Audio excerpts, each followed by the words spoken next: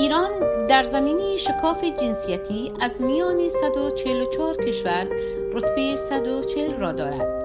این نسبت به خودی خود نشان دهنده وضعیت تبعیض‌آمیزی است که مانع از مشارکت زنان در امور مختلف می شود، هرچند به طور مستقل و برای احقاق حقوق خود از پای نمی نشینند و توانایی دارند تکیه بر مسند واقعی خود بزنند.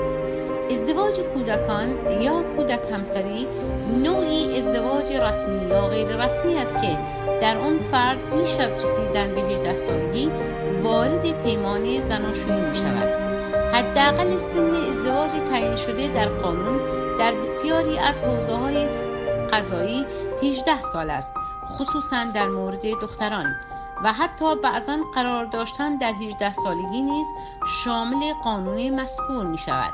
عموماً عبارت کودک همسری در مورد کودکان دختری به کار می رود که با مردان بزرگسال به خاطر اجبار حاصل از سنت‌های قومی یا مشکلات اقتصادی خانواده ازدواج می کنند.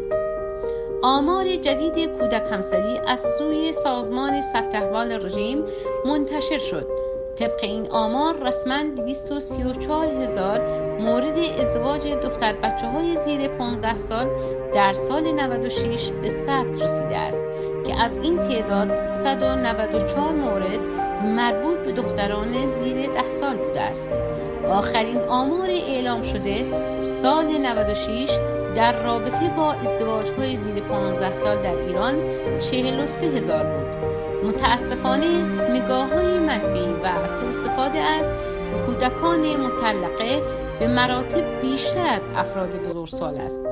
کودک همسری در حالی است که در جامعه یک فرد زیر 18 سال امکان انجام هیچ معامله‌ای را ندارد، اما با ازدواج متاسفانه همه زندگی و آینده اش را معامله می کنند.